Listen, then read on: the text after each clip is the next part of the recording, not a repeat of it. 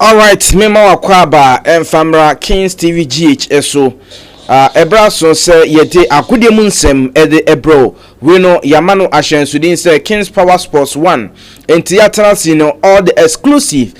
sports update no ena yetumi ede aba amanone ena fe oman Ghana hansem de o say wunya na ote no eno ena yede ebro say de bia meka say ukodwuma de ubehia de sefata say oto de bafie no na oto na ode aba nti ye kwa ensema e wo say wunya na ote no eno ena ye bom modern na afi no yatumi ede aba na afi so hu say de niema enso esitie ewo eye akodimu amonone ena afi oman Ghana mu hase ye tena sese ya anuanu mienu ena mobete yenka ewo eye dwumadi no eso Osman Jovadi ewo ha sanso ena Chief Executive Producer Ken Khalid Midin ene Ahmed Ayat ya tena se ye de agodimu nsem etumi ede aba enti wa ohwe yen oso oye program no ho enti oso betimi wa twenkyere watenye ne watanatene enso atumi ede aba ewo comment section ho afi oba na wa share na afoforo enso atimi adwene show no ena afi oye niwa no wa follow yen both YouTube ena afi nso no Facebook show no live ho ntimo a mo YouTube no anapai ye mamache ye damase Facebook mo so ye cheche mu nyina na montime kuchu na afi yemfa ensem no enso entumi ema oba na wa ma yaton kan bebi a ohwe efiri ni nyina no na yakenkan ewo show no so na afi bibia no enso atumi akọ enkan Osman Jovadi ewo ha se de bia no ye no oba na afi no watimi ababoroboro nsem no so de amayen eye amanone nsem de wode eba na afi no yatimi aba na afi abehwe fie nso de no na sana ye de wo akọ amonone no akọ fa nsem na nkasa enso atumi ede aba na afi wo hu se de niema enso esitie ewo amonone ye firi amonone a na afi nso no eye domesticated sports news no yatumi ede ama na afi no wo hu se de ehon nsem enso esitie ewo krum hase enra na enyasem kuma akranti ye ba na afi yatumi aba bedi nkomo Osman Jovadi tenase ye ma me na me hu se yes bibia di dem na okay nice okay bokodi Amadayat alhamdulillah bibia shey fantastic ene die wanim da ho papa mamenchia Dembele Barbering Saloon Dembele Barbering Saloon ono ana otu se nano fida osi from ye adwuma kama atwa me yopo na very unfortunate Dembele yitire na na nkrofo no beje be light ti babia Dembele obi ano mamenchia Dembele ne anopai owo atoni station ono ma bia ka no fawura no ona Dembele unity enti yitire na shop no enti Dembele a special good morning enko enfama and ayati sena dani dan na esie no yebekwa amono ne na yakwa kodi nkomo diaspora latest ayekoswa amono ne yebekwa akofa de abai nra weekends no match say to Nano CAF Confederation Cup, CAF Champions League. Indeed, the standard and the quality of Africa football no it was a game between Nadi Ali of Egypt and Mamelodi Sundowns of South Africa and Urema Stellenbosch for no so ya Jumana kama na say TPI Bobo Kwe friend Simba Rada omo ya Jumana Ahmed na no Uremu ewo Tanzania now here fans are no more Simba game ni bia you could clearly see say Tanzania they love Simba Sporting Club and the Simba Sporting Club is currently for Tanzania and the president for Tanzania released a statement concerning our qualification and coach David Fadlu ɔsɛ any kwan sɛ yɛgye ani bebree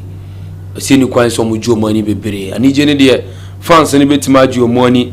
owura mu a players ne bɛtumi agye ɔmo ani na ɔno Fadlu deɛ ɔntumi ɛngye n'ani deɛ ntira yɛde ho nsɛm no ɛbɛba ɛwɔ dwumaden so Liverpool for the 20th time weekends ɔmo lifted ɔmo trophy no na esi ano yɛde War of Premier League trophies no ɛnɛ yɛde bɛto teams a ɔmo agye number of ayɛ ɔmo agye ne nyinaa na ɛbɛba Pep Guardiola a congratulate ɛyɛ Bobeko for Liverpool ɛna ɛnura Chelsea man no ɛyɛ Barca for man ho adwuma kama saa so na owura ma ɛnura Arsenal for man so ɛkɔyɛ adwuma ne de ti Olympic Lyon from ɛyɛ a go down ɛwɔ first leg no ɛwɔ Emirates Stadium omuramu of France ɛkɔtɛ ne scoreline na odi sɛ ne yɛde update ni na ɛde bɛba ɛwɔ dwumaden so nti di sɛ mani wɔ ɛna yɛde free ɛyɛ nkrofo so ɛnso ɛba ɛwɔ dwumaden so na ɛna urama zone A no ɛhyɛ ase osunwan coronation park nti mamencha team tastek playing body ni na from head coach Mr. Edmore Kankam and after so ɛyɛ opinion friend no ɛyɛ Sezula ɔno ɛyɛ TM mamencha captain ɛnso ɛde ma twenamanfo team no Foster Matia Foster mamencha Foster so na after so playing body ni na back to back champions o say no mo wura mo to say omo no omo agye ato aso miensa ti afi so mo hwe anim so mbe editally no abekọ 4 na afi so bibia timi akọs ka omo target ultimate no ere sizo de ombo no bono ha ni na na afi omo target omo akomienu a ni na omo kwa na semi finals omo afrim ba afi de omo say huebe esa afi de omo timi jinti team tastek special good morning on Kings TV playing body ni na me enchiamo ene anopa nti ayat de ewom no okay medasipi eno eye Osman Jovadi ena eye waboboso de amaya no nensem de etumi aba no eno ena jese waboboso kama atumi ede amaye enti de aka ne se ebeboabo e ho na afi no ya join the flight no na ewurem ewo Amanfo Cruise nemum no ofiri Amanfo Cruise ba afisem enso ebetumi aba enura ade a Ghana Premier League matches no etumi etodwa na Abdul Karim Zito ne first game as coach Edma Kumasi Asante Kotoko ehon sem eba sanso ena oko Accra House to Focus so ya enkomo ewo honma yede ebebro ewo dwumade so Division 1 Zone 1 ena phase Zone 3 and as Zone 2 ni Zone 3 yes emu ayedin power panya sem kuma entini nyina na ebeba na afi ne yatumi ababedi ho enkomo enti sabrede ye join flight no na afi no yakwa Amanfo Cruise so Osman Jovadi ede yen eko Amanfo Cruise na afi no yetimi akohwe de eko so ewo hono Liverpool you will never walk alone oko English Premier League na just omatimi age ede esi omosere so nyasim kuma kranti Osman Jovadi jaye krado Odafo yeme wache na yeme wakwaba emfamra Kings TV GH ena aye jioda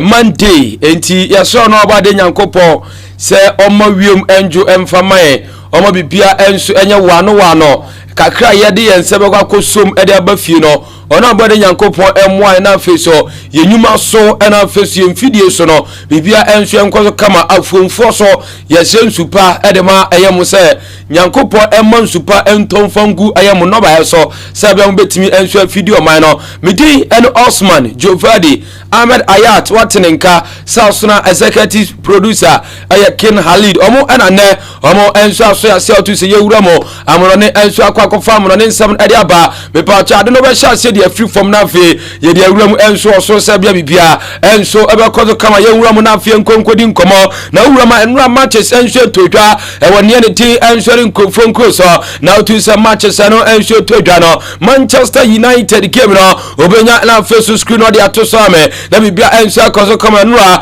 ewo English Premier League se de Liverpool omo nam enso egu apaso ye ho ne kama na United enso awura mu ewo Vitality Stadium no and bottom of game no kwakwa 1-1 draw game a branch de and so Eddie Antoine Samayo the Ghanaian international and some enya first goal and our first Rasmus Winter Hodlano on ensure Timiya equalizer and some Edema Manchester United Nina ensure update yet Ebra and not Liverpool from Kama among ensure Jumano and Mabubo quality ensure the Tottenham Hotspur ensure Anfield Stadium no Yekokunya Liverpool and some second enom and so Emma Tottenham and some Twitter Kanibako na Elmo Roma Branchen de and Muhammad Salah Gale and so Timisi from a Jumani commercials na aya Branchen de and some Eddie Diaz and some Etmia Jumano a branch from Mark Alistair and our first Roma Kwadi Gago on the lives of Ndonji on Ensenya Ongwani Nano and so aya update ya and Anopere Eba and what Jumani so na young Roma first league table no yentimi enter check kama and former award Jumani so now Roma English Premier League no me patron Sena league table no and some city Roma after match day 34 aya dear Liverpool energy kai enso gitanianete and some at this 70 and answer 82 points Arsenal told me enso gita aya 60 aya 7 points and our first Newcastle enso told me enso gita 62 aya Manchester City and some gita near front aya 61 and our first bobo quality enso the Chelsea etosu nom enso gita 60 points Arsenal Nottingham Forest and some tosusia aya 60 points Roma and some aya Aston Villa omukta 57 points from Bokona and some tosun wate and answer ya wate rada enso gita 51 points and Kro and some near front aya Bright enso gita 51 officer bobo quality enso de aya bottom of enso tosuedo omukta 50 points Roma Manchester United edunai enso gita 39 points edunsia aya Tottenham enso gita 37 points out to so Roma enso aya near front championship no and some EC Tower Ensware Southna Leicester City and any team Ensware Southampton Yina Ensware clubs Ensware and Paris Serbia Twitter me patchum all-time top scorers and some near the English Premier League now first year and third check now first man touching the town na Uroma branch and so penalty and some Alan Shearer on any guy 260 goals and Premier League Southna Harry Edward Kane and 213 when Rooney and 218 officer Andrew Connor and some 187 goals Mohamed Salah Sesiano upon that fee positioner and so get 185 South Branch there and so Sergio Kun Aguero and some 184 and also Frank James Lampard and get 177 Thierry Henry and some 175 and also upon the and so Ruby Ayafola and some 163 South Jamie Defoe Etosiedo and so 162 Niano and short all time leading goal scorers and some near the day at the English Premier League and a year touching it down at the amount on Kings TV GA we brought to Mama War of Champions and some English Premier League now first team Komakakra and from manager General Liverpool and so to me Juan Kama now started in frame day and some 1992 to 1993 Manchester United 93-94 United signed to us and a United Roma and some 95-96 96-97 Arsenal Genia Frano 90 Roma 1997-1998 season and so now from 99 ever 2001 United and so to us and our first Arsenal 2001-2002 Arsenal United 2002-2003 Arsenal Sabagia near from 2003-2004 and a Chelsea Besomo and some 2004 equipping 20 2005 now and Swagia 2004-2006 near the team and sorry Chelsea and some Chelsea and our first from 206 to near the 209 but quite a team and sorry United and to asum yensa 209 210 Chelsea die ne ne tem ansade aye 210 211 ne for United 211 212 aye Manchester City Arsenal 212 213 ne ne tem ansade United Uromo 213 214 bobo kwa tem ansade Manchester City and after aye 214 215 Chelsea ansade ye Uromo 215 aye 216 ne ne tem ansade ne for Leicester City and after 2017 Chelsea and some 2018 Konya Manchester City 2019 City 2020 Liverpool now first from 2021 and up in 2024 now near the term City City I get to assume yes and to Ramo 2024 I have 2025 season but we quite a term Liverpool and some to say Ramo any Premier League clubs also Tinajanite and the Premier League Nana and some update Abba but upon the term Pep Guardiola now first meeting come and from a watch mother now north after so paino and some get me room or the ball quality and some at Manchester City and room our near funnel a FA Cup final or per 18 comma then come the any now so paino and you set down about quality and some at the Liverpool and also a first acquisition now the congratulations message and some at the Liverpool because we share to Liverpool yeah so I'm on to like not to say Liverpool no we get a great team Yentie Pep Guardiola Salah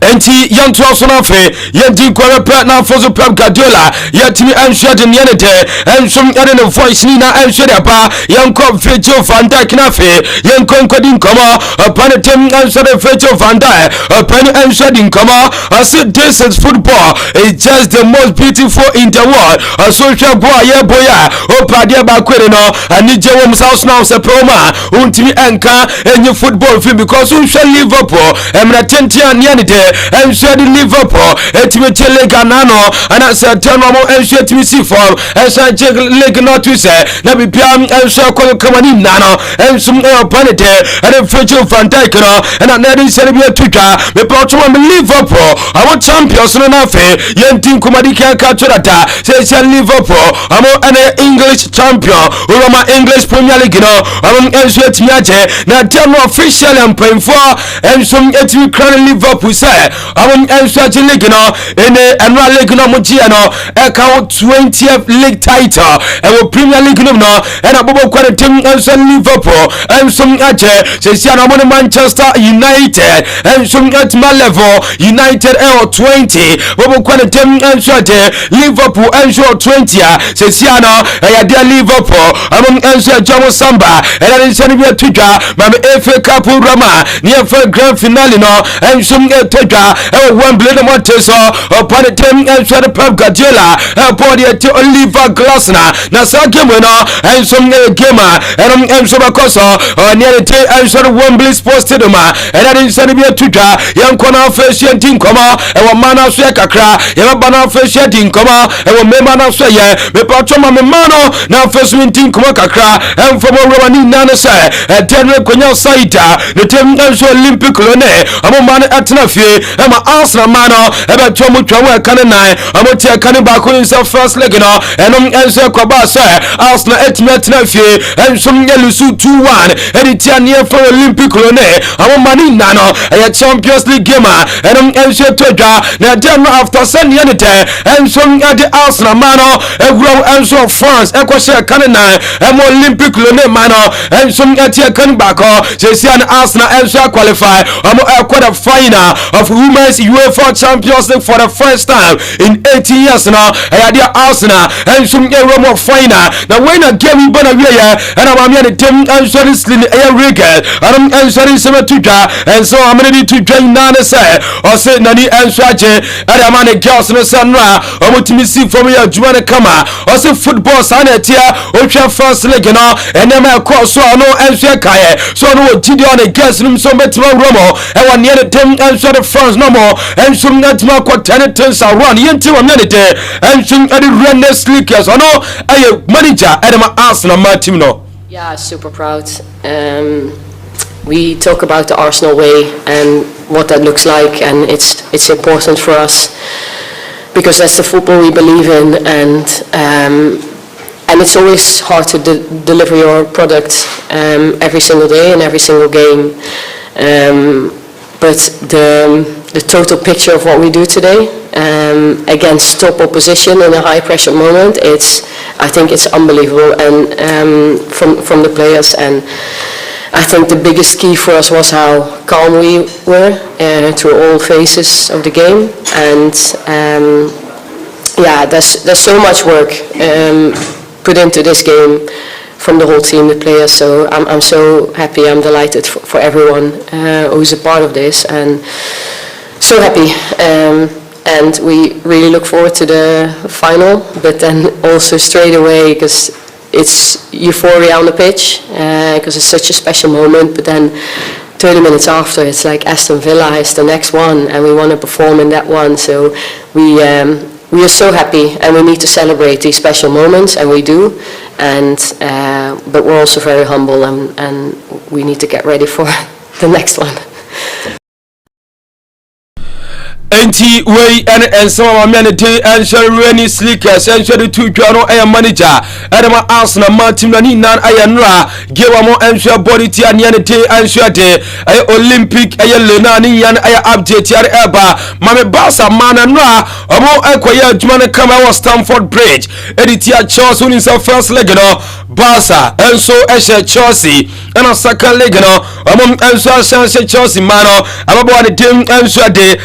Tana Bomati Ensonya go so suna Pina Payo Anon Enso Timia go and some Adama Arsenal Manani Nano and answer Ayan Yanete and some Ate Urama Basa Manani Nan Aya update ya Yade Abana Wayna Gemi and some Abana Weye and Chelsea among Mano coach Marianete and some Adisonia Bombasta and some Adin Samatuga or Sasha na Enra Chelsea team no Nesam Komoya better than a normal no because firstly Komoko Eddie Tia Basa and Tilan Kabaya very proud and I'm Chelsea manager in front of almost supporters or met me attending the scoreline around Yentian Sama but many day and so the Sonia Bombasta the Tuja.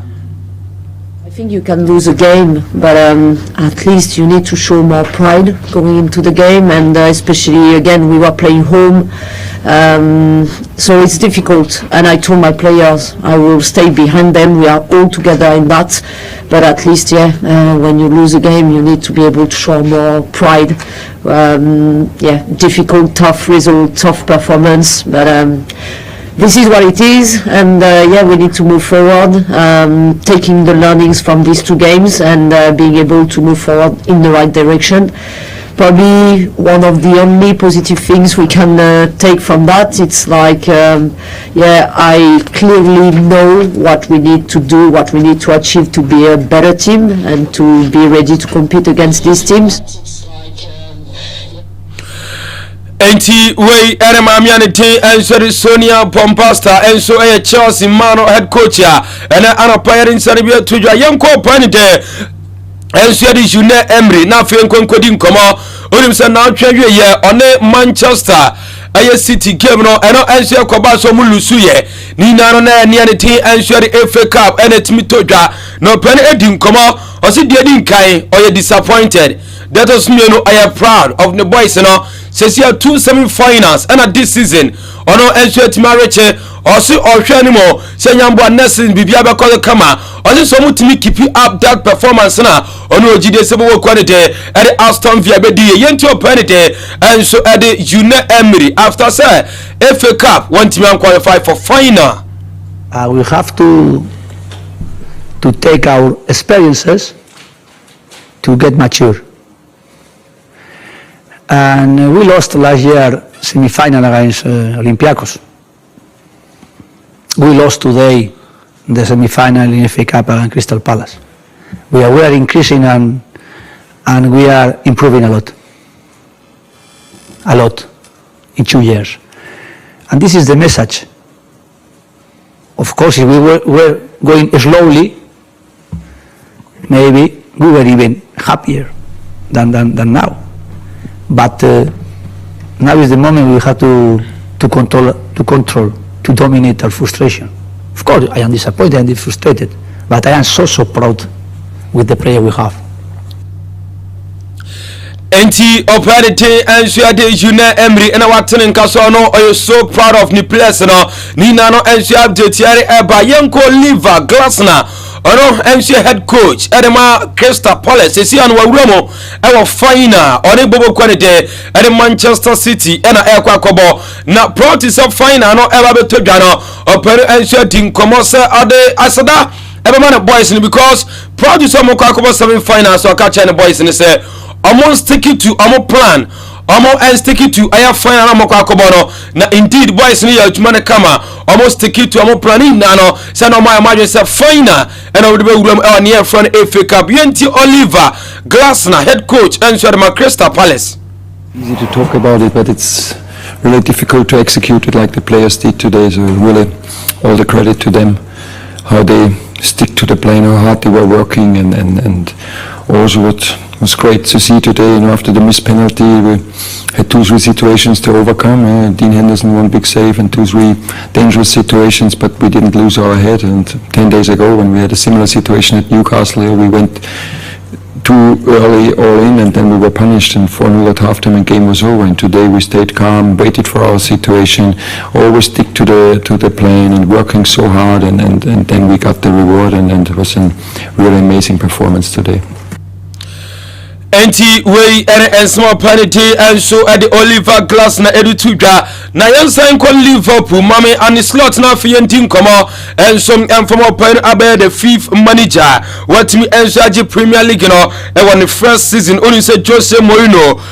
and so ye bisa so na say after say Jose Mourinho ye no penalty and so de Carlo Ancelotti 204 205 ono ensuage Manuel Pellegrini 209 210 Sasuna uramo penalty and so Antonio Conte 2013 2014 and a 2016 2017 among ensure Ramana Rama penalty and so the Anislot and so the fifth manager and so Genianite and some at the Premier League on the first season Nina and so update ever Yanko Air Classico na fi Conkodin komo Nina na now trivia Air Classico to dra na ya Copa del Rey final game who said and so to dra it was Sevilla and the Montes Bobo quality and so the Barca I was economy after extra time no our SS economy and some Madrid it with the economy no a branch ya fun aye Pedri on your first going officer a branch and day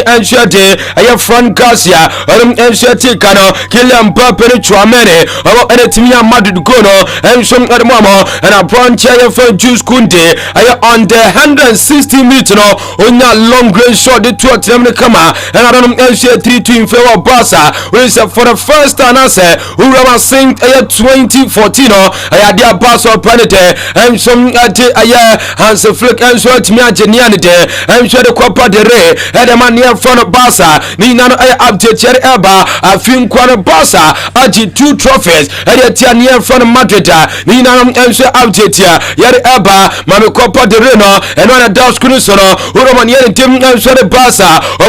or 32nd times Copa del Rey after Sanano and Madrid Nano and some update Eba na anano after say game no Bonavieno upon the team and so day I Juan Laporta and so Presito Edma Barca upon and so to Dinkomo and the Sudama the playing body the technical team sounds not supported as it this season I had Barca and so ya Jumana Kama because of Barca Juma boys and so and then Ponu Rama Juma to the technical team na Tito supporters na do so there sada and some at the mama also body a team matter na o boka final na one unique game at the team matter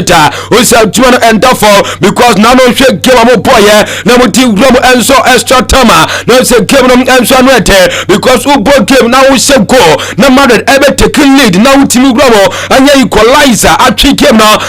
extra time akọ set 3-2 now to say na enwa game now and some I done nano rada now sanum and certainly nano I update Eba mama opponent the one Laporta and then a player from the deco about more presenting and also move fairly opponent and Swate I Hans Flick mama sa image now first team kuma kakra no opponent and Swate one Laporta told team kuma or sini paba ko anum and so decide here say Hans Flick about first team manager was opponent and so deco or so deco sign no jayana or enso popina sem because from the beginning and enso shasia so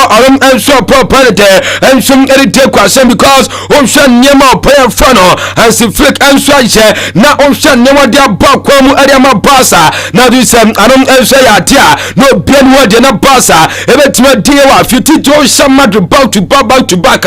now to say enso ya dia open fano me chance flick aya tuma onhwe dia basa tuma ya na fina na so biara ntime so daisa basa ebetima die enso football title this season area chamadeta ni nanom update yare aba mami abranche fa Alejandro Badi on Lami Yama image no na fashion team kuma kakra ni nan Alejandro Badi say no o hwa nanu game to dwa enso wo Sevilla and the Monteso now first naughty bench Genubia na utuisa nyambwa game ambabo eriatia intamlano oron eswet no bosa Genube na nyamin se kanesa basa fone se sa branch no ewu konfire amon person betime ensum adina woma mana kwa konfanti wa shebia edaba basa team no enti abobahwa sa branch no fully on betmanya green light eda free medical team no before branch no there ensured Alejandro Badi abo geru bi de international Milana ni na update ya eba mami wager session and for son Robert Lewandowski eba na trophy nikitomna na first team koma Roma session Ramo e won IG and then some tuta or see people warn me about life after returning from football. I don't think it's that bad. Good night really messenger or Sharma Barca supporters no and for so Pau Kubasi Ocean Nano winner Barca ensure nyaya editia remade no Pau Kubasi anya ni 50th match under Hansi Flick and also ni 70 5th match for Barcelona ni nanom ensure update ya and on very eba clubs Sesiano Roma Thibaut Courtois won concede goal and etia one so one some more goals and etia Thibaut Courtois no Barca among ensure 49 goals Manchester City and some actually 20 6 and first Levante and some actually 20 ni update ya eba first Simon Barca another image now first team come ni nane say Jordi Alba Sasuna Carlos Puyol and first Xavi Hernandez Cruz on the likes of Opponente and some Andres Iniesta and also Mamo IG and me and the congratulation message and my boss team nano and some update na Roma nano rada after some bus I really came no sanka obetimo ma video no na for yet wedding come branch for the party Lami Yama and also I am 2040 amuno mudi asaro Allah here will you for the form now to say Reno and dressing room nano after some bobo quality and share the Barca and some get me winning game ready near front Madrid Asana 2040 Sasuna Alejandro Badi and then Lami Yama no mudi and one dressing room nano update ya yet ever front choice Romo and a Copa de Rano and a top scorer no Nisa and team Kaya or says go Sasuna man of the match no on near your final game Sasuna final no or say go Romo Copa de Ra or one of Copa de Ra matches on akodana the team answerde I have front choice a boy no matches nina on your go and so Elma Barca nina no answer update ya eba na enwa near front Inter and some win editia near the friend AS Roma and also Inter rada on answer lucidity AS Roma na win a game better yeah and it be says Simeone Inzaghi ono Inter manager sanano game a Barca boy no utiminya kwanya ehwe sa game biana and also no na ehu hia se team on ne kwa kobo nyambo midweek na obenya daje at TV ho na hesa team because onim team nyambo a midweek Champions League semi final first leg no onom enso kwa kwesiamo enso no mani nano enso update ya era no peri eba remade boboko no enso plan social medical culture some married already no onom enso plan a farewell so onom enso mo planete enso call Ancelotti ni nano enso update ya ɛpa ɛwɔ twumade so Madrid bobo kɔnsere no ɔmo pɛsɛ ɔmo anɔ parite ɛnsom ɛde Carlo Ancelotti ne nyinanom ɛnso update ɛtɛkyerɛ kama ɛde ama ɛwɔ twumade so mame Antonio Rudiger na mfɛs mintin kama onim sɛ nano Antonio Rudiger nano onya red card Tchouameni nya abranche fano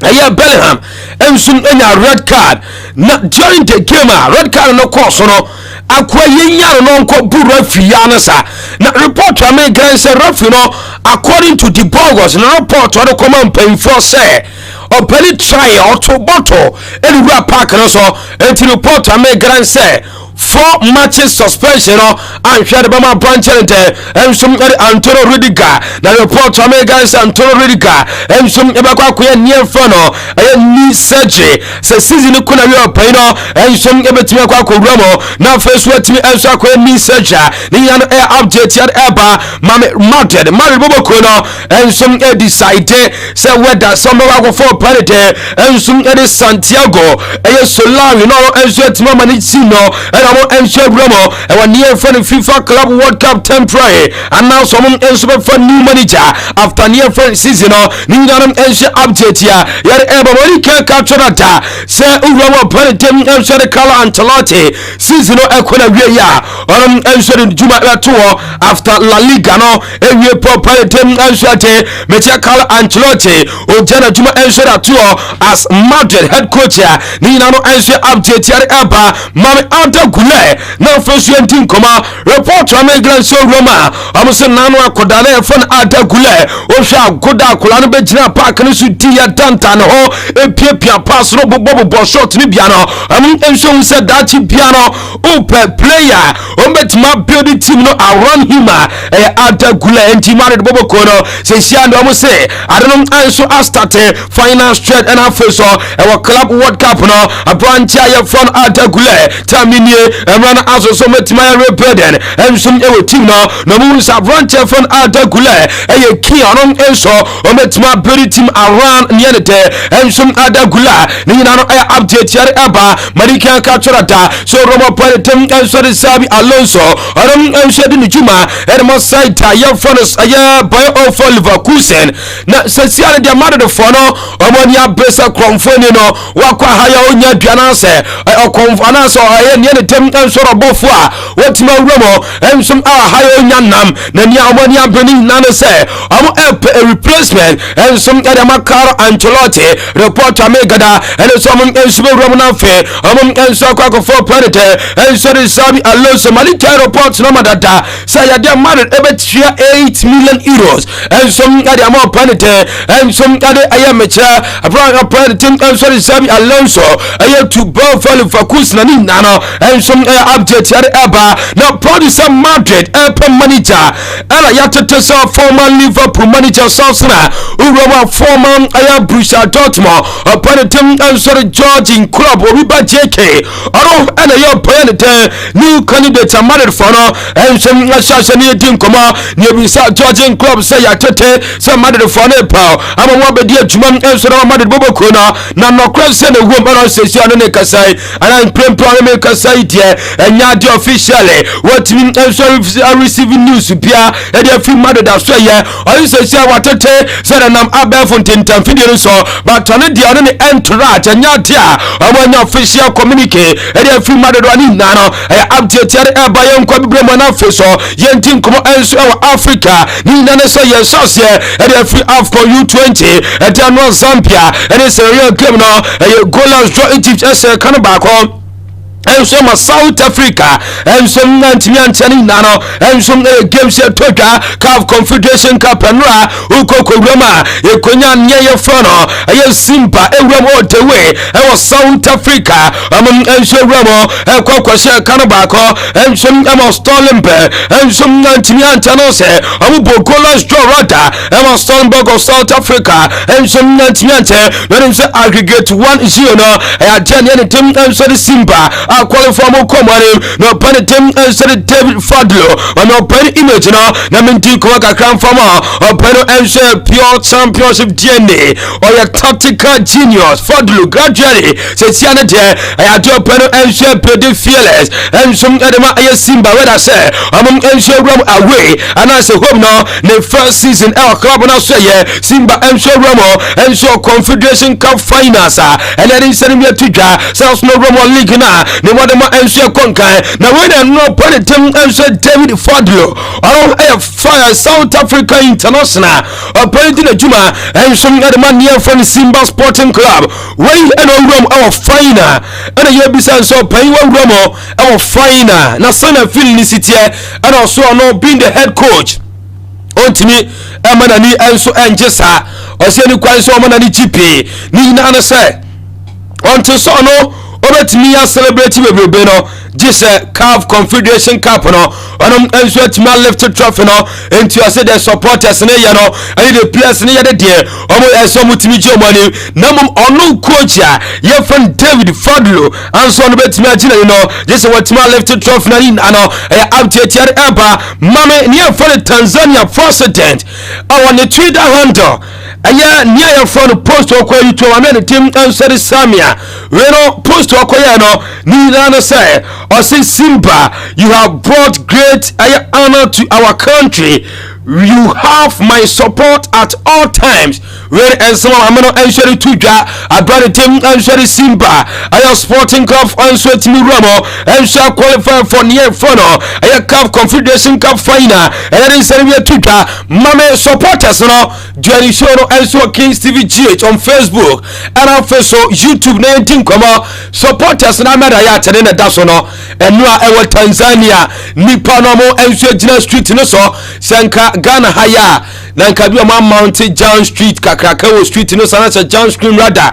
e wo street no so na betwa de for nem aya nia no te enso de Ghana for ni na hwe enti no the same thing na Simba for no enso nyetimi hwe ne for no semi final game etimi toga e wa South Africa ni na no enso update ya na eba yewrom enso CAF na fen konkodi nkoma onim se na no ne tem enso executive council meeting no enso nyetimi akoso e wa Accra Kimpisti Hotel na urama nye tem ansate SMP ana kwaso na me pato keywords opere tem ansate Patrick Mosepe ana ne mpanfo timi ya no ana no peba tatimi attach ne down na yetimi attach kamadama e wotwore so urama ni na se Mozambique FA president opere tem ansate Faisal Sidat mpanfo so timi appoint no as fifth vice president and some edema CAF no kwa me pato Morocco among FA president of Planet and Sherry Fauzi and as a Fuzi Rada Fuzi Suyatimi and first vice president and some at the Macab and after Roma Cat ES Okraku Adam Elsha Ghana Football Association president Adam Elsha as second vice president and some at the Macafa Nino Elsha Nano CAF executive meeting and Elsha Timikoso and near your phone Accra Nano Player Dutch Kama Mama Samuel Etefos I am former Barca, former Chelsea Oramum Mshe Kwesiakai I will take in one teso and then no Mshe FA president Edema Cameroon Penfort me appointed as CAF technical committee along the head of CAF technical committee no and Penfort entered me Nina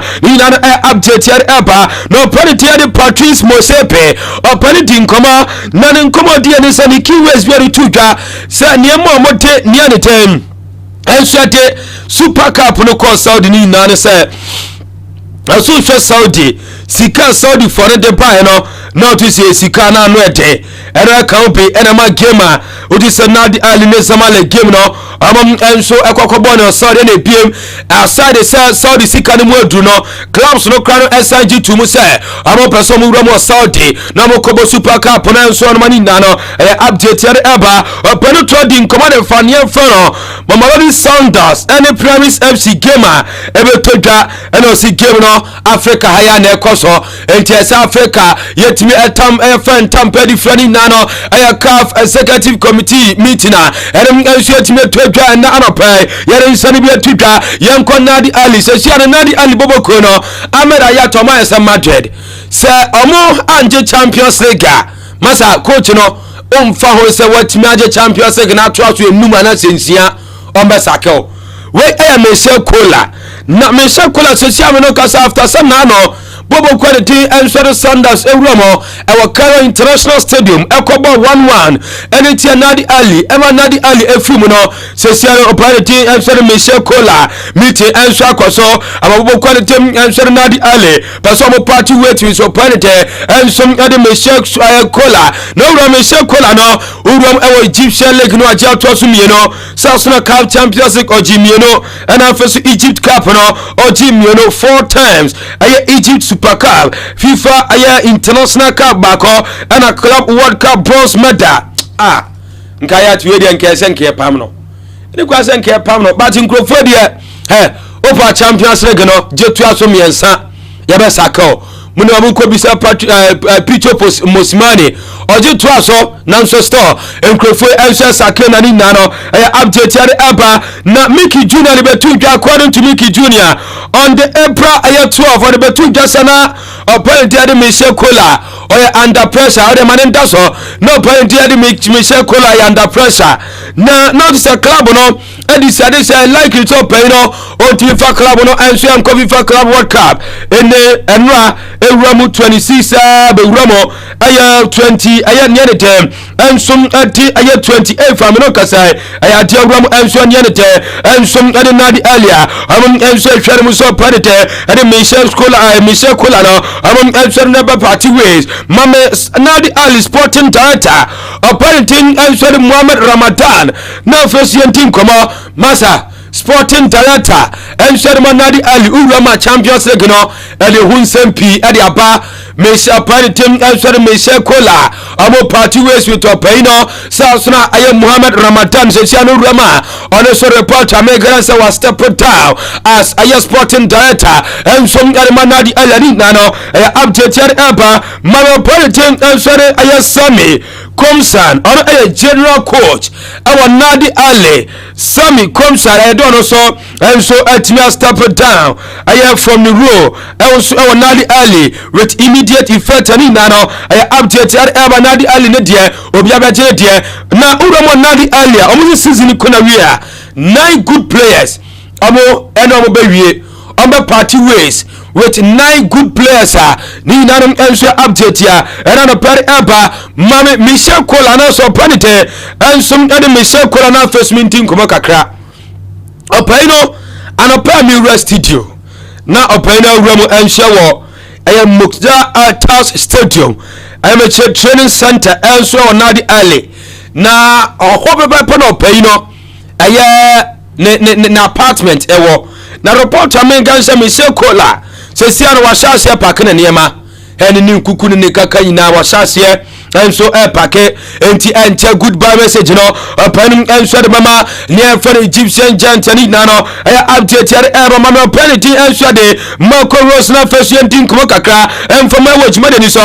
tie obo kwa tem enso Nadi Ali enso adi proposal adi akwa ma bobo kwa te enso ati anase opening enso de Marco Rose na report amen grand sir opening de wajiatum onya yankono obewa ko chide Red Devils of Ayanite and Nadi Ali Nambom Urama Sesias and Sikasam and Nadi Ali Bobokoro and 18 Komatu say and German Tatisha Panete and some other Marco Rosna and some other Ramo and Nadi Alanana Padding Senepe Awach Mother saw Na Urama Tanzania Sesiano Tanzania Giant Nyanitem and Simba Sporting Club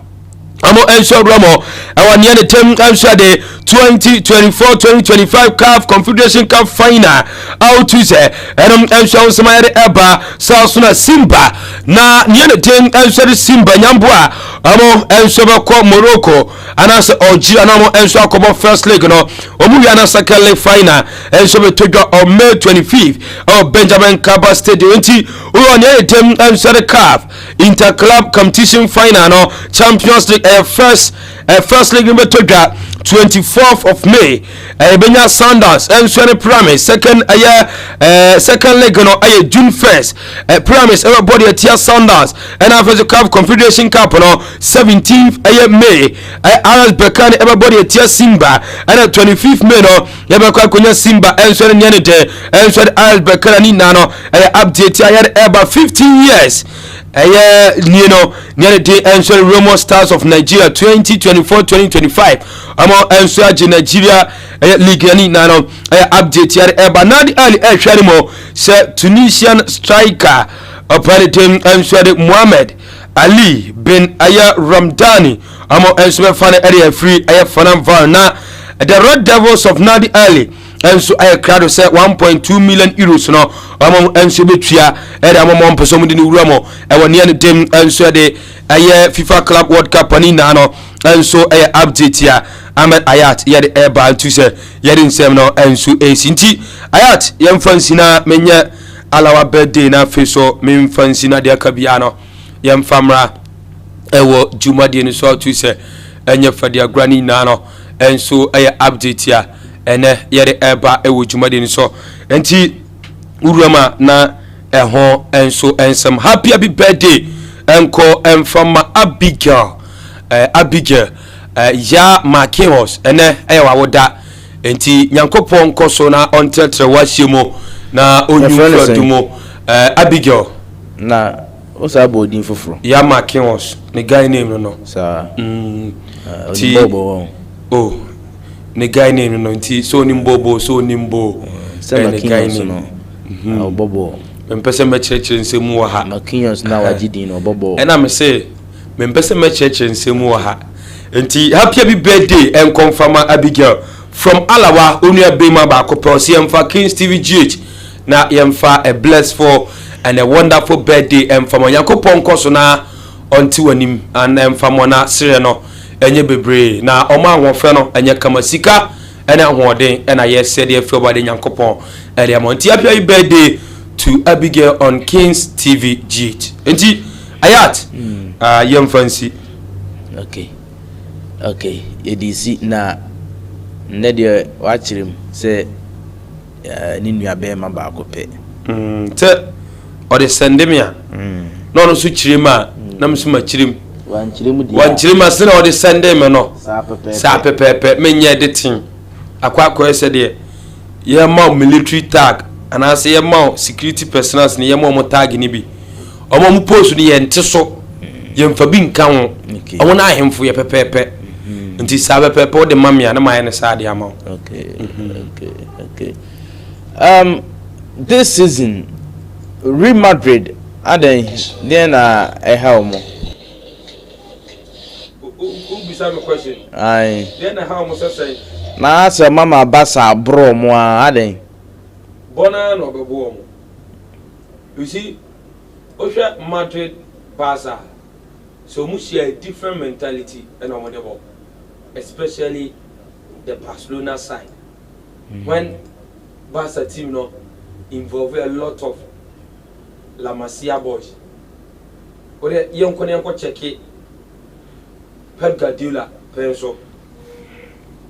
guys no feel La Masia e ba no Iniesta, Moneja, Vimo, any other guys ni Pedro mu nyina no na omu sia mare for na omu different mentality enebo and upon the other Hansi Flick o twa this na tuma waya I think say massive work no upon aye no wonder and obian wo de or die so won die sananka fi Barca ebetimi a dream of some person mo je treble this season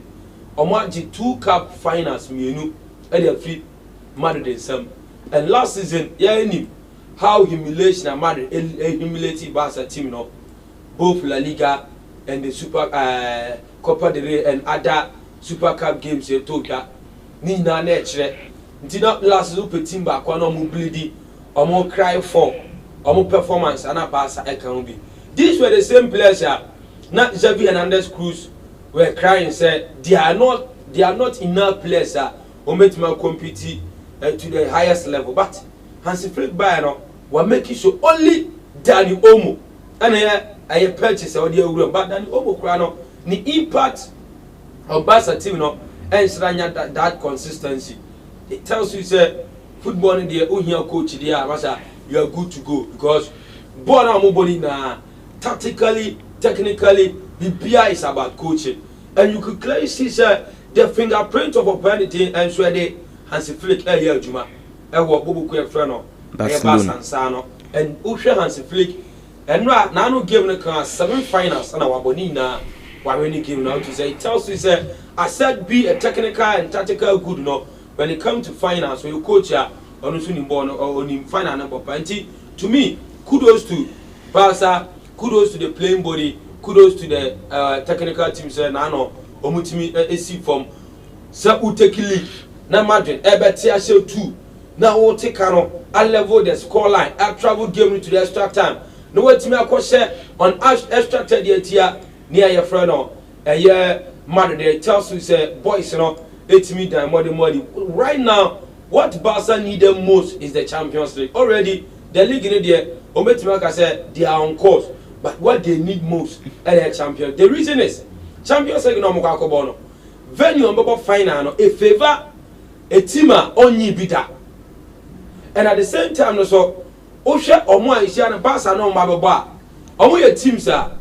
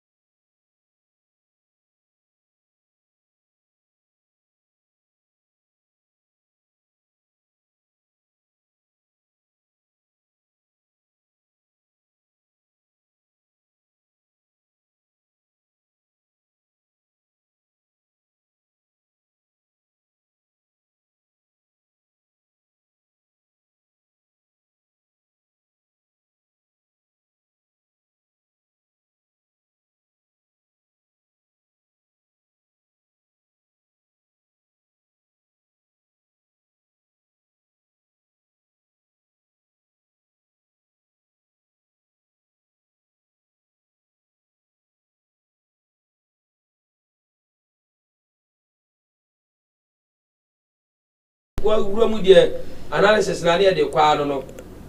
oh same mbusa Liverpool asem mate wa bi obi sa maka ho asem ti o de home kakra because so kwa mono ne abananye kwan ketwa so that say ti home kakra na memfa afisem mra so that say because na adwuma no dosu ana wonkai dosu One T Abusafra no aye Osman Jovadi ena watene nka ewa amonone ne ye de fisem enso egu kama enso etumi e de ama na afi no wahu se de fie nso esi etie na bibia no enso aye pepepe ewo ho no yen sha se enfan free the Ghana Premier League aye de matches etumi etodwa match day 29 etimi etodwa na nje Saturday ena etumi start na 2 matches ena etodwa Saturday no say ena esi etie the Accra Lions wo mo etena fie echi Bechem United etwa mo eka no mienu ema Bechem United antimi antibi ewo honoma na yese the Hunters no omoko nwuram no omantimi anya nam anku Mediama enso etena Takwa na Boso Park na fe wo wɔn ɛne ɛyɛ young apostles ɛnso ɛde pem so a game no ɛba na wie no na nkyɛ sɛ ɔmatwi ɛde ayɛ young apostles fo ho ɛka mmiɛnsa ɔmo nso ɛntumi antibia ɛno ɛyɛ sɛdeɛ ɛho nsɛm no ɛnso esi ɛkɔyɛyɛ na Sunday ɛna ɛyɛ matches ahodoɔ na no ɛnso etimi eto dwa na gye sɛ ɛnyɛ asɛm kuma kora ɛnso ɛwɔ hɔ nom na sei ɛna esi ɛteɛ mpatwɔ Accra Lions ɛhyɛ goal etia ɛyɛ Bechem United so mo ɛwene against Bechem United Saturday no Sunday say ɛna ɛkɔyɛ Kumasi Asante Kotoko ɛtena ɛyɛ Kumasi Baba Yara Sports Stadium ɛna ɔmo etimi ɛhyɛ baako aduana ɛntumi ante saaka no Kwame Opoku ɛna gye sɛ ɔposo atena no on the 26th minute and a sago no enso etumi ebaye Karela United enso etena fi ema Dreams FC ekotwa mekami nu a womo nso etimi etimu baako Abrantia yefen Joseph Eso wono etimi eposo atena on the 13th minute and a fi Abdurazak Salifu enso etimi ele baako enso epeso Brekum Chelsea etena fi she baako ema Nations FC womo antumi ante saka no Abrantia fan Steven Amankona wono ena eposo satena no edema Chelsea bobuko no FC Samatex 1996 etena Nsenchire Arena eshe 3 ema Basake Holy Stars for no antimi ankaje Emmanuel Mama ebo 2 goals eho NFA Musa Hamidu enso edebako so Vision tena fishe 2 ema Bibiani Gold Stars Open League aje antimi antibi Edward Ajiman ebo go Edmond Asante enso ebo go ewo honmo mepacho Legon Cities etena fie ema Pando Heart of Lions ekotwa me ekana baako a womo nso antumi ante Abrante Christian Boateng na otumi eposo atena no enso edema tima ye frɛ no Heart of Lions me pacho de tienie eyade a 6 home wins ena etimi record ye ena fe 2 away wins ena draw nso so de ye ntimi anya bi ewo match day 29 mo na home goals no ekoye 13 ena fe away goals no enso ekoye 3 in total no 16 goals ena ye team enya ya ehon nsem enso etumi aba me pacho mamenko next matches a eno nso ebetumi ato ya shana nso fama me before some the table no eba no me pacho next fixtures no say ena ebesi akọ Aduana Stars ene Brekum Chelsea ena ebetumi ede apem so Bechem United betena fie woni Legon Cities ebebo ena fe Bibiani Gold Stars wono nso ene Karela United enso ebetumi ede apem so a eno ayesere ho hwehwe no enso esiti a yede ema kama ejumadi ni so me pacho ayade Accra Heart of Folk ene Kumasi Asante Kotoko enso edbe pem so enso a chese big game ena etumi etodwa enso honemo table no after match day 29 no me pacho say ena esi etie Bibiani Gold Stars erikan 53 points in a chromo Nations for etosumi no ekura 51 Pando Heart of Lions omani adinye pa omo etosumi ensa omo ekura 50 points Kumasi Asante Kotoko etoso 4 omo ekura 50 points na from 4th position to first no me pacho points edom ntima men kate 3 points and a team edom ntim enso onti we no wa beto from bia no masa ne ye kwaja wano no Samatex etoso 5 ekra 45 points Mediama etoso 6 44 points in a chromo Accra Heart of Folk the Continental Club Master Phobia never say that until the bones are rotten etoso 7 ekra 42 points Brekum Chelsea etoso 1 ekra 41 Epacho Bechem United the Hunters etoso 9 ekra 40 points Dreams FC etoso 10 ekra 40 Aduana Stars etoso 11 ekra 38 points honmo Basake Holy Stars etoso 12 ekra 36 points Young Apostles etoso 13 ekra 34 points Vision FC etoso 14 ekra 33 points honmo Accra Lions etoso 15 ekra 32 points Karela eda 16 ekra 29 points Legon Cities eda 17 ekra 25 NFA nso Atreman FC Majabo no etwa to 18 points ene ede show manim enso ha ehon nsem ni na no enso etimi aba ogusu Kings TV GH both on Facebook and na face no YouTube ntino mo YouTube no mon subscribe na afi no mon share na afofro enso enya bi Facebook for no mon follow na afi mo so mon share na afi mo comment no mon fan to comment section na afi bibia no enso entimi ɛnkɔ nkan kama ɛnso ɛwɔ hɔ no mo enti yɛkɔ na afei no yɛsa akɔdi nkɔmmɔ foforɔ deɛ a na yɛwura mu ɛnso ɛwɔ ɛyɛ na yɛ division 1 na afei no yɛde ɛho nsɛm aba na yɛ producer no na walodo resource baako mienu na gu so nti ɛba ne sa na ho sɛ ɛkɔ akɔ ha adwesa ti ma menhyɛ ase kama ɛmfa free ɛyɛ zone 3 hɔ na afei no memfa resource no ɛntimi ɛmfa nto dwa na afei bibia no ɛnso ɛntimi ɛnkɔ nkan ɛnso ɛwɔ hɔ mo na sei ɛna esi ɛteɛ mepaacho uwura mu a na ɛsɛ atram divisa wɔn ɛhyɛ baako ɛma ɛyɛ Koforidua Simplify wɔn antumi ante na God FC ɛnso ɛhyɛ baako ɛma Inter Allies for no ɛnso antumi ante saka no mepaacho deɛ ɛteɛ ne sɛ Okoye United ɛtena afie etu emire ɛkansia ɛma Akache All Stars for no ɛnso antumi ante bi Port City FC tena afie wɔn ɛhyɛ menu ɛma Golden Kick FC ɛnso antumi anka gye Hohoe United ɛhyɛ 3 ɛma ɛyɛ Kings Palace FC ɛnso etimi etimo baako Home Stars ɛtena afie ɛhyɛ baako ɛma Nania ɛnso antumi ante saka no Rain Masters ɛnso antumi anto nso no anfangu ɛyɛ Kotoku Royals fo Kotoku Royals fo no ɛkyɛmo ɛboa mo ɛkamienu a wɔn nso antumi ante be mepaato nyame ya atoma ɛnɛ 3 pm okopiem ɛoni agye kreku ɔtɔso mienu ne Sports Complex wa ɛyɛ True Democracy wɔn ɛne Great Olympics ɛna betimi abo a ɛno ɛyɛ ho nsɛm no ɛno ɛyɛ zone 3 ɛna mede atodwa yɛnkɔ ɛyɛ zone 2 na afei hɔ nso nkɔmɔ no yɛntumi ɛmfam na ɔde a na meka sɛ uwuram a sei ɛna esiɛteɛ Future Stars ɛne ɛyɛ soccer intellectuals ɛna etimi ɛde pem so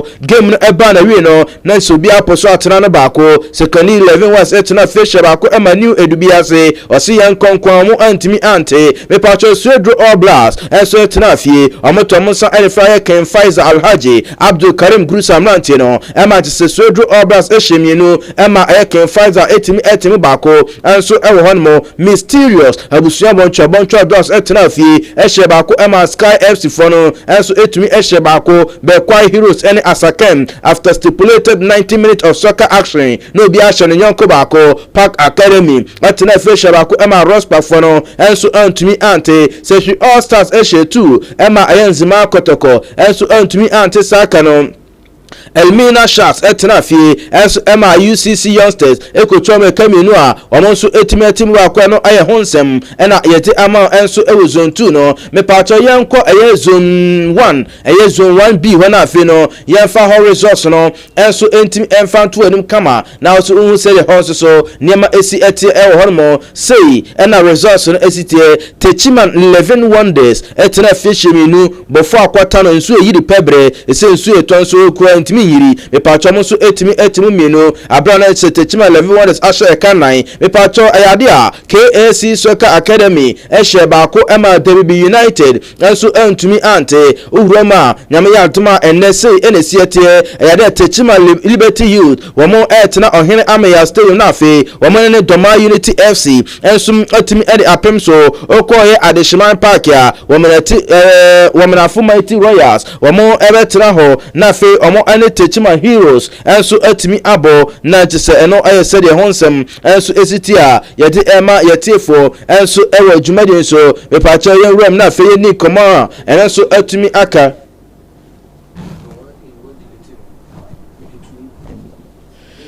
eti yɛntɔ so na afei no yɛmfa ɛho nsɛm ɛnso entime mantino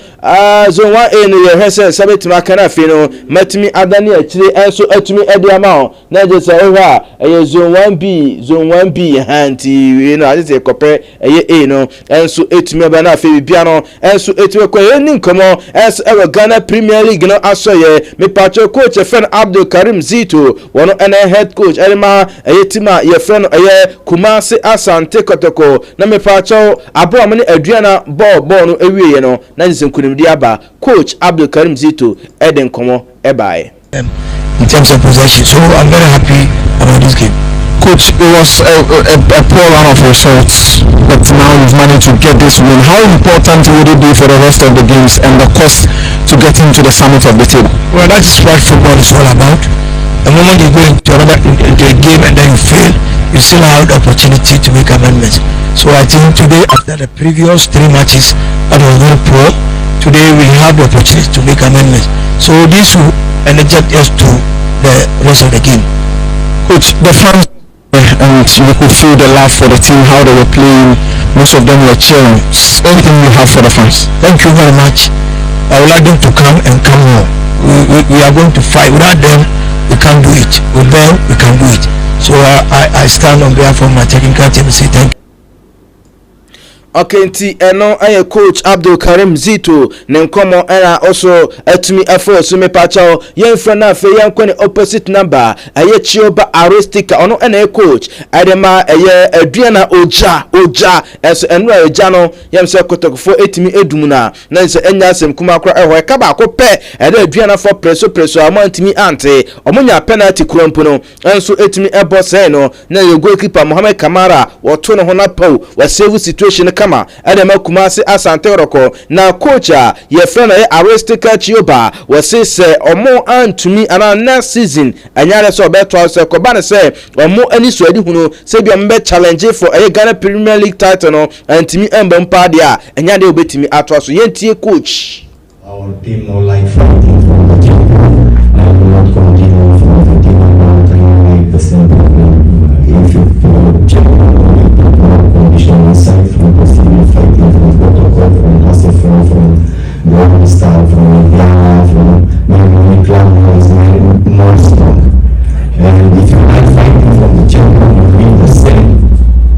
condition from this club. This is Sport FM, the voice of sport.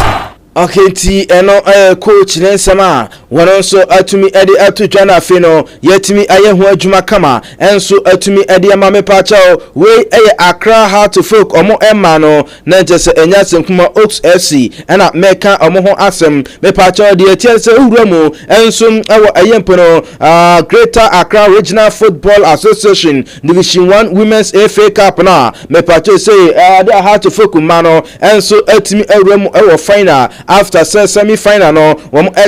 Catfish for no etwa eka nan a wom so antumi antibia eno ayesere honsem ni na no enso etuma ba yeti ema ojumeden so yeda so ejina ema fam no mepacho yenrum Western Region afi no yenkonkodi ho enso enkomo the chance FC Samatters amo ema team no enso a qualifier am represent Western Region ewo Super Major League ma enye asem kuma Samatters ladies wom so ade omo ehwese ombetimi ewrom na fe Women's Premier League no omo so atimi anya slot enso ehwo na fe bibia no enso atimi akoye ohemfonyi na edam school ne so a the best coach ekwa edema coach a ye fe Nasam and fe best player enso ekwa edema Salamatu Mohammed and fe best goalkeeper enso ekwa edema Jennifer Nyansa and also ayesede ho nkomo no enso esiti ho nyina no yete ema enso ohwo ne to ye fe na fe yenkodi nkomo foforo na mepato ye romo enso awo aye James Kosia Piamo be kai se emre bi enso etumi ebaya na ye coach no wono ene coach the Black Stars of Ghana na ye se okwaje captain's armband every Asamoah ensem se dabi ne sofu bi kura captain se moje captain free Asamoah wa na niam betiba kwezi se komodo be bre na no ena etumi ebaye na mepacho owura efen anim ado akotena Sporty FM so akwakodi nkomo na ne nkomo nim no ena ochirimo se kwasi apia ena fe munyina na omoka hu bia 2019 omo take decision on captains me patron assist hybrid also still mutirase na chese omu se fere pa eno matimi afere yentie anim ado. So he's not been, to me, Kwesi Apia's decision, I know Kwesi Apia would never like this, but his decision, whoever was behind him, those people who said they said this and that, whoever, all those people should bow down their heads in shame. How they treated him, how we said, we did the release that we are not playing again before the president called us. We have to come back and rescind our decision and all that. Those things were very bad for the game. And last time I said it somewhere that we should have a direct structure for every coach to come and follow when you come to the national team, because that captaincy and leadership issue is a big problem. Big problem. It is still a big problem. Big deal.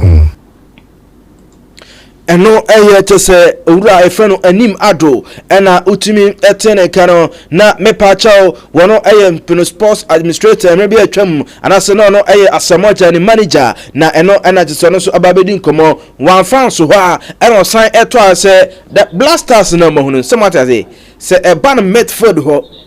sɛ masa abrante fɛ Thomas Tepete ɛni Ghana Medford hɔ a yɛayera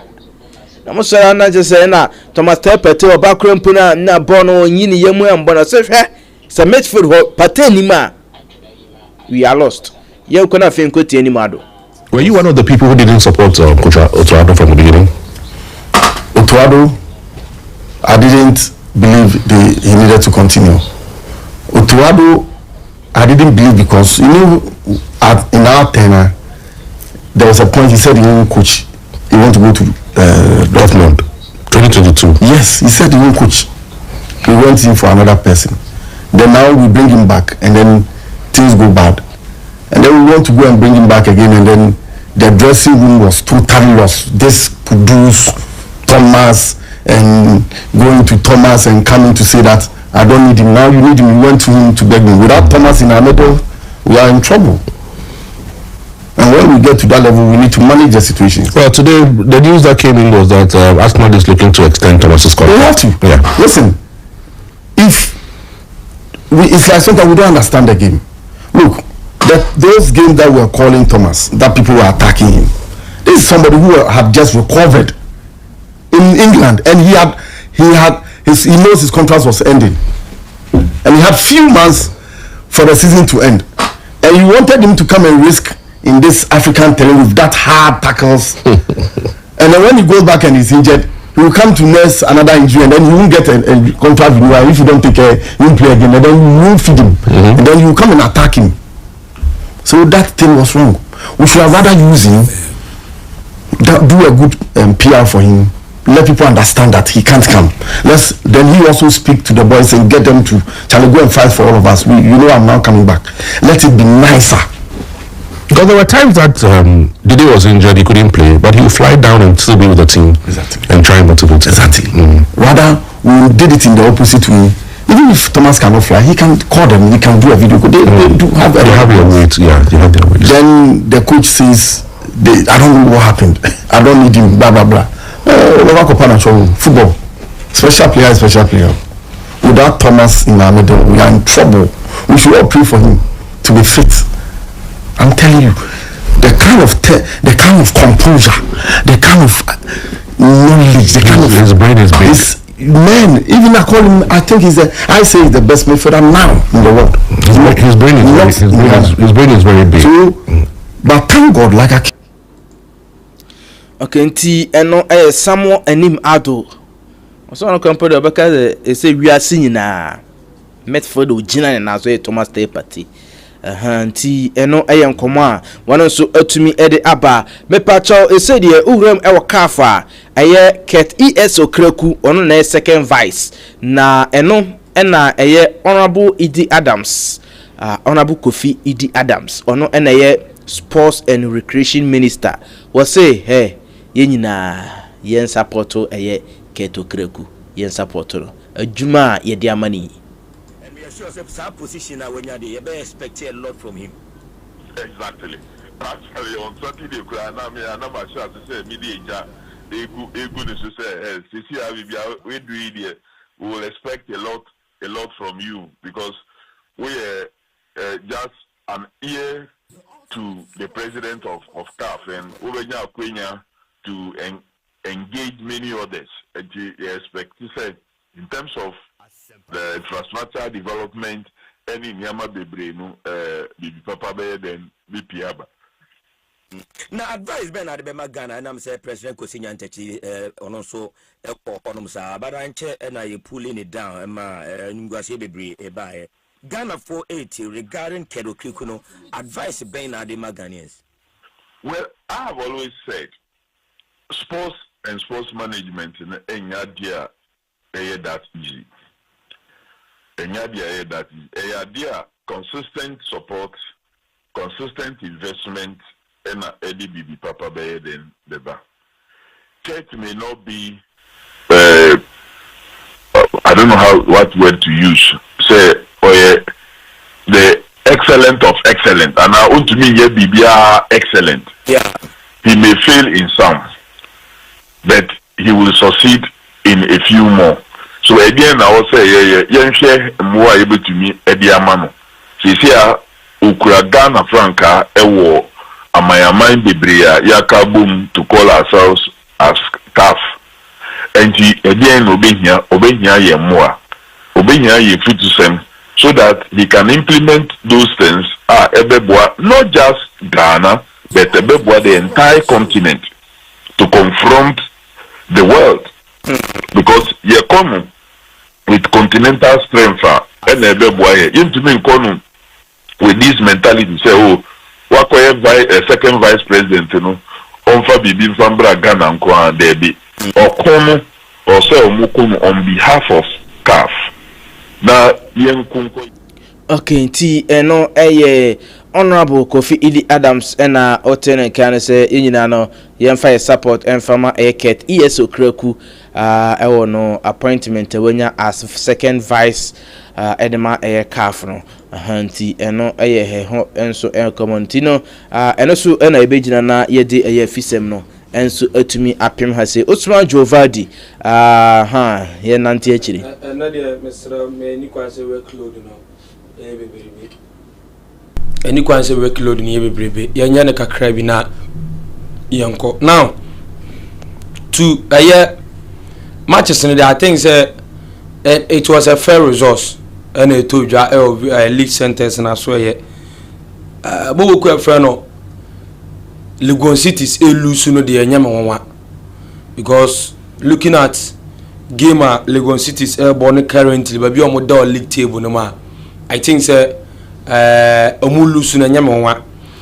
now to a gamer a course to Alumama Sports Stadium. I don't know how Dreams FC did it against Kaira United all the way from the Ekosha Kaira, and you see Dreams FC this is your new call. Once after said Dreams House of Folk or Eugene, once House of Folk in that movie because proud to say no on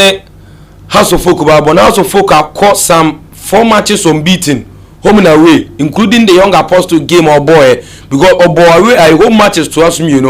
against Young Apostles and Dreams FC. And Dreams FC called Doom Jan House of Folk ain't seen in that movie. So, looking at the league table, never be a Dreams Dana. But there be a Mikasa league in a Bono. I have some skirmishes been edible. I want no more competing for the league title. Union and Washano. They don't know only compete some person must survive from relegation. Unya na no washano. No one will himself free home. And no game Kaira Aqua Alumama Sports Stadium. Aqua Anasa Dreams Aquasha Kaira. What will himself free because the Kaira they compete from relegation. And no more ko obeshaw. And Madiki aka say those we are competing with no. So would need the punish here. E wo fie. No one to me anya keka onema nsi animu anhye nipa na. I tell you say so there is no way any pan betwamo and no share modern Dreams Danadi. Very unfortunate there was a guy going to call hospital collapse here, and this is the second time Dreams FC and Alumama Sports recorded such an incident. First time Kevin Obin of Adriana Stars ACM man signed by and also Abrantia friend I think Eric so say Joseph is so surprised Anna. I think they didn't mean correct, but I'll find out. And also collapse here no more than a call at Tamale Teaching Hospital now Nyamiadom was here bounce back. I think Joseph is so. Now my more dreams for Nabaso because now we say after Karim Zito, how are they going to organize themselves? Because Ultra Juma Dreams FC aye and as a Karim Zito your Dreams FC now. You could clearly see say none inside Juma Yaro Isaac, yeah. Yaro Isaac in a collapse here. Okay. Yaro Isaac, thank for a correction. And you know how Juma Karim Zito with the absence of Karim Zito, let me say why never to me attacking the mountain of Karim Zito and yani coach be a free was still. I was a coach in the fingerprint and that's what team so until say you wait to me the new coach either. Abandi I think say with that win no my mobile ko friend no Dreams FC. My mom abaso I don't know what exactly the problem of Bechem United. Bechem lost to Bibiani. They lost to I think Brekum Chelsea. And now no lose to Accra Lions. 3 matches, 9 points, 0 points. Very bad for Bechem United, because at a point in time, Bechem United were a league contenders, but be out to no moment there almost 5 matches to go. No, say about 3 matches. They say I cut 4, and I say I cut 5 rather. About 3 matches, Ahmedayat now lose in a row. Now out possible of 9 points. One team could almost 6 points, and 7 points. Now team lose in a row. You are automatically out of the league title, and as a race, you know, you're automatically out. Because you see, you're checking the league table. 53, 56, 53, 50, 51. And as you see a down. And what Bobo Kwefrano, Go Stars Lusu Vision. Kotoko Abeshe. Samsung Nation says Belusu Editia Brekum Chelsea. So the point gap between Kotoko and the first position and the second position about 3 points. And a dumb. And imagine say Kotoko has Accra. Now the Choko say Accra so folk. Now Bobo Kwefrano Go Stars Bofie. Now Lusu and no Bodra. Kotoko will take the lead ahead of Go Stars. And let me tell you this, Makasanyaka say Kotoko are one of the league contenders. First, what's that? Obakadan make us say between House of Folk and Kotoko. Samed Obaka to Obaka dim komo, dim komo. Obaka make us say between House of Folk and Kotoko. But what do you Masuno Kazi in House of Folk more than more Metima competed? But this time around, Metima's House of Folk rates, you know, and as a race no more from Mukakra, but Kotoko Asinyaba still. But the Mijana Meda Sujina said the league title race, you know, is Kotoko in between House of Folk. Go Stars and Yada boys and any nation selves in the Omodo Dodo Honkeke. Kotoko will win the league. Looking at how the league starts and how our things are going, you know, Kotoko will win the league. Now, to say, I mean, next fixtures in free Honma. Now, how many matches? The next fixtures free, I got 5 matches. 5 matches. Yeah. Go Stars will 3 home matches, but Samsona 2 away matches, but the same apply to Kotoko. And God willing, Ochina Kaimina Minya production way. Top 4 teams who competed for the league, you know. Last 5 matches are Aka. And home matches on Babo. And chances of winning, no. Me who production china ba ebe di nkomo ojumade. Now mamemra Africa kakra na min di nkomo. You see, I keep on saying this, football na yebon wo is a coach and I the ball.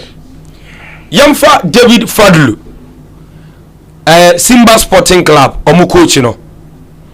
This season obayo in the first season we World Cup Confederation Cup final. When was the last time Yenya a Simba FC so World Cup Confederation Cup final? The last time Yenya a team from Tanzania was younger. I was semi-final signed to us. But this season Yenya David Fadlu side or Bobo Kwefrano Simba do Murumo. I was semi-finals, finals. And Madiki Yanka said, okay, the kind of investment opportunity the more doji the club president for Simba Sporting Club and I'm sure the CEO on why Yadiama club now you could clearly see Simba our idea is to conquer the continent of Africa. And over this season the trend and the coaching behind their technical bench, you know, which is David Fadlu, the South African international, it tells you Simba for the lives of Abrante Feno, Anlo Mohaini, and Steve Mukwalamo. We now guys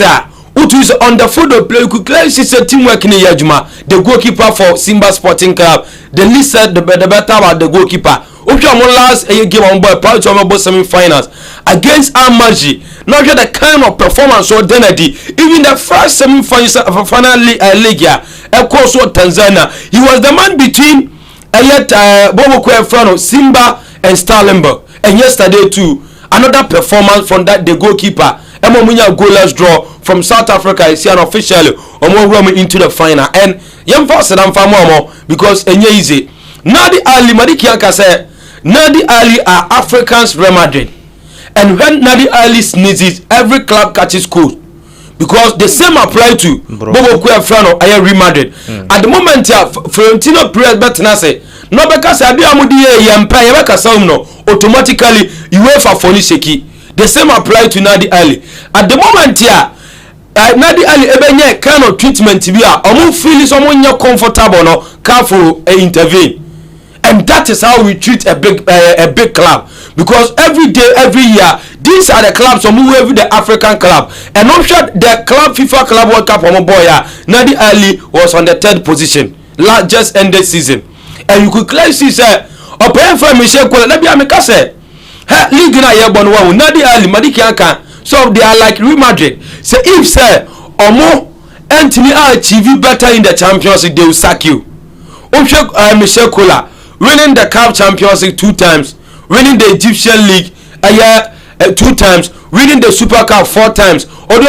International Cup, or a Continental Cup rather, or FIFA Club World Cup. Agwakunya 3rd position. Also the profile and also the biography of this coach. You could clearly see on the paper on his CV, everything is intact. But why is upon here in front of Michel Kola, they better no more film. The reason because Cairo International Stadium Enye Stadium as a Nadi Ali Befrim Kura, it hasn't to be at the Cairo International Stadium, which is their favorite ground, because they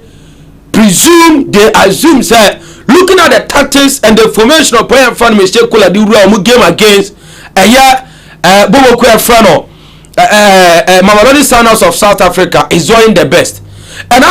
the most interesting part of this story is Egyptian League now. Bobo Kuefrano Nadi Ali are on the top of the league table. Eti Kadian bet me I'm a team, I'm a circuit player, and also a circuit coach, and in every team naturally, because always beyond they keep saying say when you be on the answer when you want to be on the top, to be on the top is easy, but to keep on to maintain on the top spot na ya there bakwa. What you say so to keep consistent performance, and that's the same thing. Bobo Kuefrano they want say every year, every season they want to conquer Africa. That's why they call them the Red Devils of Nadi Ali. And looking at the transfer here, almost taking almost $2 million, almost to me for 1.2 million euros. And they call foreign virus, which is Hungary. I could form a striker, but proud to. And as I heard of a World Cup qualifier, World Cup, FIFA Club World Cup, and I tell you, say, Bobo Kuefrano Nadi Ali, they are really invest into when the coach, when the opportunity is there, you need to give them that top notch performance. And coach every quality player Nadi Ali at their level they will give it to you. But Michel Kola I think many team looking at or more performance, and I say looking at ni CV so the performance what done the Diama Nadi Ali. But somebody can catch on Nadi Ali are the Real Madrid of Africa in the world. Open club will achieve most trophies. I was Nadi Ali film last week. Almost celebrate 180 years. Also be beer come now. They are in the contact of former RB Leipzig manager upon Fano Marco Rose. Ahmed Ayat, I tell you, see the kind of investment the North American clubs are doing. And it will be very difficult for the western part and the southern part of African teams to me a capture Nadi Ali.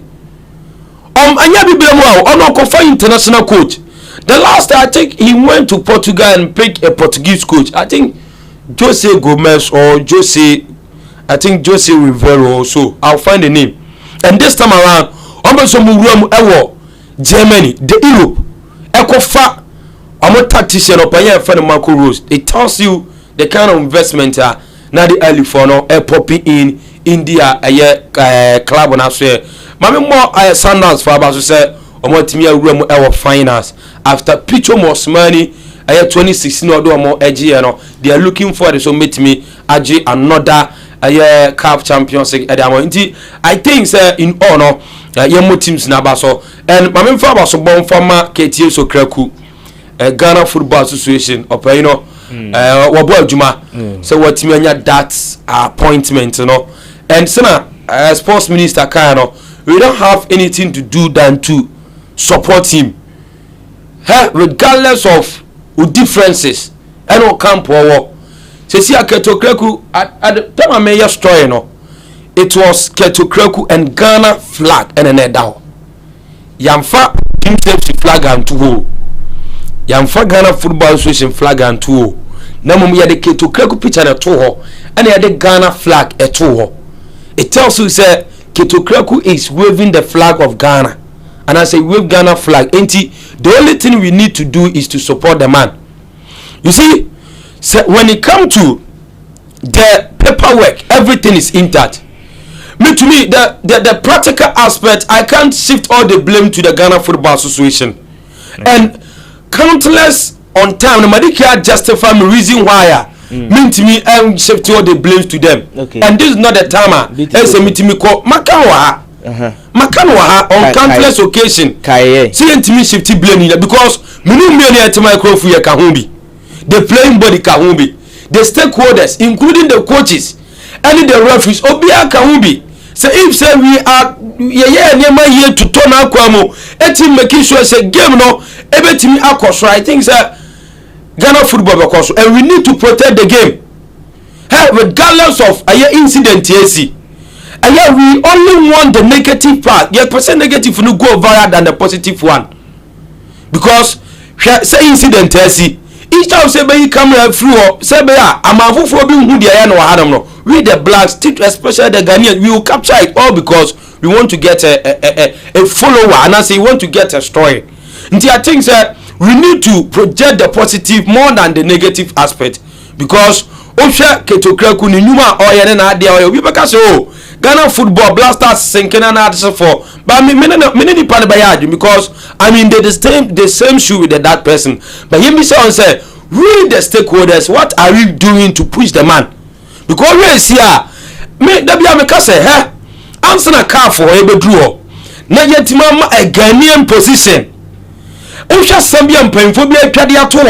ene yenyuma pa ya and in yet me achieving the world of sports. Nti am I any time a Ghanaian bedru a position biano they take himself or no or that experience or that composure bit my and yen check it all the AFA president Omaba on the CAF Executive Council. Emma Nyanta Chikura Koya drew FIFA Executive Council or Koya be CAF Vice President and your first vice, second vice, vice Ankasa. All because of say looking at the Obraya Bono of football, especially when it comes to sports. And ama a rura yenchirima mo bibaba a Ghana Football Association biano. We see that person say you say a man opportunity e work out for so. And indeed, Ketokraku deserve especially a number of yellow course the juvenile league na you could clearly see say everything is instant. Until you say you more care about what manya that opportunity and that appointment ayat medase okay medase pi eno Osman Jovadi eno no enti Osman Jovadi awie ni sara na nche se ye de pem na afi ne yatimi asore so okay enti yemmo Osman Jovadi yenda na se watimi aye adwuma na kama enso atumi ede amaye enti ye di si ha ote Osman Jovadi nkamedin ene Ahmed Ayat ena afi the chief executive producer King Khalid Nadaruma ena yetena se a ye de ensem no enso etumi ebaye mo baye mo messages no ma menhwe na men yi bi enfro na afi no ye nsore so kama pa enso ha okay nti messages no me yi bi edi afri honmo say ena esiyete ma menhwe ase FM free Joseph Atakura say we are waiting for the broadcast. Okay. Theo the foreigner also watching the show live. Osman, keep up the work. Theo the foreigner our Angel FM Sunyane. Okay. A brother from another mother. Okay. Very hard guy. Menini ina ne free pomo. Okay. Trouble. Okay. Kofi Ajman Blackman say, good morning, congratulations to Asante Kotoko for yesterday victory. Watching inside Pig Farm in Accra, and Frims Empire GH say more fire say Osman Juvadi and Benjamin Aduasi teams to say we are ready. And also to me. I do for someone call. And now who do you go? Oh, come from me say. My wife say fresh. I do for someone call. Now what about for Bomosumba Kumienumi and Saudi say teams to say here we go. Say but more can't tell you. I'm going U15 no can be. U15 then. U15 year boy and anu ya buy schools U15 no. No can Ghana team no. Okay. Nti they have that belief say I don't know more back so can man team no. Okay. To say for that belief in say wait that can't need there. I feed dear travel for one pom conquer way or what you could obeni. Basic form. On say na o kasa no na masimitra ya o kasa woni yendin komo me hu I mean former goalkeeper, Nigerian goalkeeper. Okay. Peter Fregen na me hwɛ ne condition na in fact na me rap because say nipande say ndoti high Usman Jovadi so na wasi agidin abobɔ bra wo football mu na ebeduru baabi na nkyese nima maye den ebia na yade kora de ne ho ababegim no in fact na meraho pa ayat china ebebe hu adwuma and the course bia no on said that bia me ka se mi se ade bia me bra mo me nuam pan for my ye bia amo mo no I will make sure that I will take a lesson from it. Okay. Ade bia obi di wanim na wanya na sa ade na amo no take a lesson from it. And looking at the condition of former Nigeria goalkeeper, I don't know corner oil legend to walk through that condition. Oh, yeah. But you be say with the upcoming players, you hear adusua de be a free man. And now you better say player way ya ba we agina japade free nsem adeche player way ba agina japade free nsem but adike si brebi atwamo o de Osman hemra na so ya nsua de be free ye fancy ya ye be ba ye be du nkomo wa okay wanti ye de si ha anyame nhiro bibia se ojebre ejina adwumadin so mo amode mo message